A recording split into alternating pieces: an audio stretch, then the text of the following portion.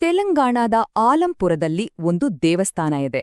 ಅದು ಕೇವಲ ಕಲ್ಲು ಮಣ್ಣಿನ ಕಟ್ಟಡ ಅಷ್ಟೇ ಅಲ್ಲ, ಅದು ಧ್ವಂಸವಾದ್ರೂ ಮತ್ತೆ ಎದ್ದು ನಿಂತ, ನೂರಾರು ವರ್ಷಗಳ ಕಾಲ ಒಂದು ರಹಸ್ಯವನ್ನ ತನ್ನೊಳಗೆ ಬಚ್ಚಿಟ್ಟುಕೊಂಡಿದ್ದ ಒಂದು ಅದ್ಭುತವಾದ ಕಥೆ.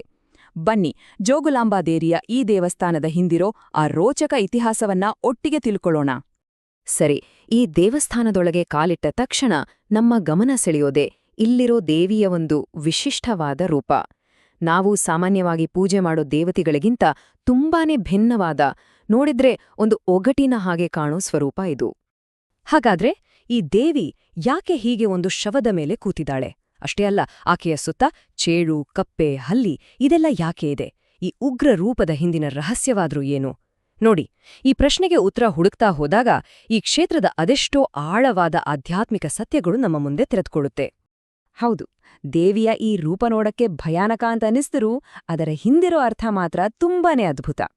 ನೋಡಿ, ಆ ಶವ ಇದೆಯಲ್ಲ, ಅದು ಸಾವು ಮತ್ತು ಅಹಂಕಾರದ ಮೇಲೆ ಸಾಧಿಸಿದ ವಿಜಯದ ಸಂಕೇತ.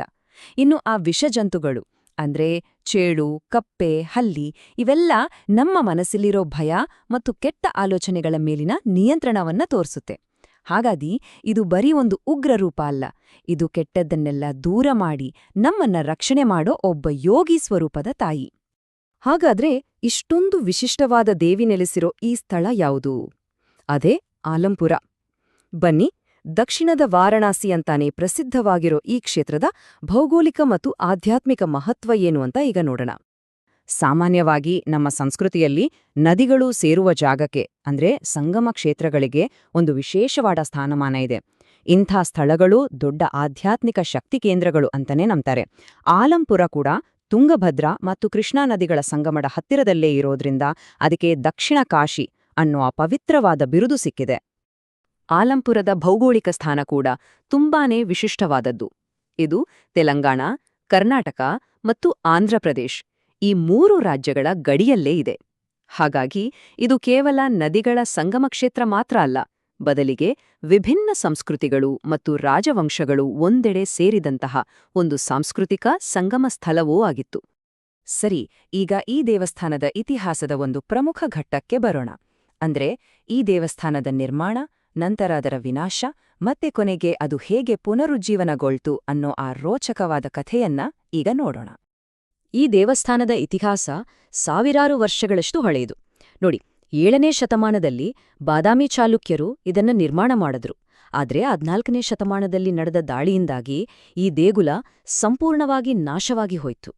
ಆದ್ರೆ ಇಲ್ಲೊಂದು ಆಶ್ಚರ್ಯಕರವಾದ ವಿಷಯ ಏನಪ್ಪಾ ಅಂದ್ರೆ, ದೇವಿಯ ಮೂಲ ವಿಗ್ರಹವನ್ನ ಸುಮಾರು 650 ವರ್ಷಗಳ ಕಾಲ 650 ವರ್ಷಗಳ ಕಾಲ ಪಕ್ಕದಲ್ಲೇ ಇರೋ ದೇವಸ್ಥಾನದಲ್ಲಿ ರಹಸ್ಯವಾಗಿ ಬಚ್ಚಿಟ್ಟು ಕಾಪಾಡಲಾಗಿತ್ತು. ಕೊನೆಗೆ 2005ನೇ ಇಸ್ವಿಯಲ್ಲಿ ಒಂದು ಹೊಸ ದೇವಸ್ಥಾನವನ್ನ ಕಟ್ಟಿ ಆ ದೇವತೆಯನ್ನ ಮತ್ತೆ ಪ್ರತಿಷ್ಠಾಪನೆ ಮಾಡಲಾಯಿತು. ಹಾಗಾದ್ರೆ ಅಂದು ಮತ್ತು ಇಂದಿನ ದೇವಸ್ಥಾನವನ್ನ ಹೋಲಿಸಿ ನೋಡಿದ್ರೆ, ಒಂದು ಕಾಲದಲ್ಲಿ ಆ ಮೂಲ ದೇವಸ್ಥಾನ ತುಂಗಭದ್ರಾ ನದಿ ದಡದಲ್ಲೇ ಇತ್ತು. ಈಗ ಅದೇ ಚಾಲುಕ್ಯರ ವಾಸ್ತುಶಿಲ್ಪದಿಂದ ಸ್ಫೂರ್ತಿ ಪಡೆದು ಹತ್ತಿರದಲ್ಲೇ ಒಂದು ಹೊಸ ಸುರಕ್ಷಿತವಾದ ಜಾಗದಲ್ಲಿ ಇದನ್ನ ಪುನರ್ನಿರ್ಮಾಣ ಮಾಡಲಾಗಿದೆ. ಅಂದ್ರೆ 14ನೇ ಶತಮಾನದಲ್ಲಿ ನಾಶವಾದ ದೇವಸ್ಥಾನ 21ನೇ ಶತಮಾನದಲ್ಲಿ ಮತ್ತೆ ವೈಭವದಿಂದ ಎದ್ದು ನಿಂತಿದೆ. ಇದು ನಿಜಕ್ಕೂ ನಂಬಿಕೆಯ ಶಕ್ತಿ ಮತ್ತು ಪುನರ್ಜನ್ಮದ ಒಂದು ಅದ್ಭುತ ಕಥೆ. ಸರಿ, ಈ ದೇವಸ್ಥಾನಕ್ಕೆ ಇಷ್ಟೊಂದು ಆಧ್ಯಾತ್ಮಿಕ ಶಕ್ತಿ ಬರಲು ಪೌರಾಣಿಕ ಕಾರಣವಾದರೂ ಏನು? ಇದು ಯಾಕೆ ಇಷ್ಟೊಂದು ಪ್ರಮುಖ ಯಾತ್ರಾ ಸ್ಥಳವಾಗಿದೆ? ಬನ್ನಿ, ಇದರ ಹಿಂದಿನ ರಹಸ್ಯವನ್ನ ಈಗ ನೋಡೋಣ. 18 ಈ ಸಂಖ್ಯೆ ತುಂಬಾನೇ ಮುಖ್ಯ. ಯಾಕಂದ್ರೆ ಭಾರತದಲ್ಲಿರೋ ಅತ್ಯಂತ ಶಕ್ತಿಶಾಲಿ ಅಂತ ಪರಿಗಣಿಸಲಾಗಿರೋ 18 ಮಹಾಶಕ್ತಿಪೀಠಗಳಲ್ಲಿ ಈ ದೇವಸ್ಥಾನ ಕೂಡ ಒಂದು. ಹಾಗಾದ್ರೆ ಈ ಶಕ್ತಿಪೀಠ ಅಂದ್ರೇನು? ಪುರಾಣಗಳ ಪ್ರಕಾರ ಸತೀದೇವಿಯ ದೇಹದ ಒಂದೊಂದು ಭಾಗ ಭೂಮಿಯ ಮೇಲೆ ಎಲ್ಲೆಲ್ಲಿ ಬಿತ್ತೋ ಆ ಸ್ಥಳಗಳೆಲ್ಲವೂ ಪವಿತ್ರವಾದ ಶಕ್ತಿಪೀಠಗಳಾದವು. ಈ ಜಾಗಗಳಲ್ಲಿ ದೇವಿಯ ಅಪಾರವಾದ ದೈವಿಕ ಶಕ್ತಿ ಕೇಂದ್ರೀಕೃತವಾಗಿದೆ ಅಂತ ನಂಬಲಾಗುತ್ತೆ. ಹಾಗಾದ್ರೆ ಈ ಆಲಂಪುರದಲ್ಲಿ ಸತೀದೇವಿಯ ಯಾವ ಭಾಗ ಬಿದ್ದಿತು? ಪುರಾಣದ ಪ್ರಕಾರ ಇಲ್ಲಿ ಆಕೆಯ ಮೇಲಿನ ದವಡೆಯ ಹಲ್ಲುಗಳು ಬಿದ್ದಿದ್ದವು.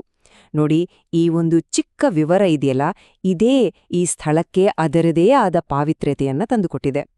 ಹಾಗಾದ್ರೆ ಕೊನೆಯದಾಗಿ ಇಷ್ಟೆಲ್ಲ ಅಂಶಗಳನ್ನ ಒಟ್ಟುಗೂಡಿಸಿ ನೋಡಿದಾಗ ಆಲಂಪುರ ಅನ್ನೋದು ಕೇವಲ ಒಂದು ಐತಿಹಾಸಿಕ ಅಥವಾ ಧಾರ್ಮಿಕ ಸ್ಥಳಕ್ಕಿಂತ ಎಷ್ಟೋ ಮಿಗಿಲಾದದ್ದು ಅಂತ ನಮಗೆ ಅರ್ಥವಾಗತ್ತೆ. ಆಲಂಪುರ ಅನ್ನೋದು ನಿಜಕ್ಕೂ ಒಂದು ಅದ್ಭುತವಾದ ಸಂಗಮ ಸ್ಥಳ. ಯಾಕಂದ್ರೆ ಇಲ್ಲಿ ಪೂಜೆಯ ವಿಷಯಕ್ಕೆ ಬಂದ್ರೆ ಶೈವ ಪಂಥದ ನವಬ್ರಹ್ಮ ದೇವಸ್ಥಾನಗಳೂ ಇವೆ, ಶಾಕ್ತ ಪಂಥದ ಜೋಗುಳಾಂಬ ದೇವಸ್ಥಾನವೂ ಇದೆ.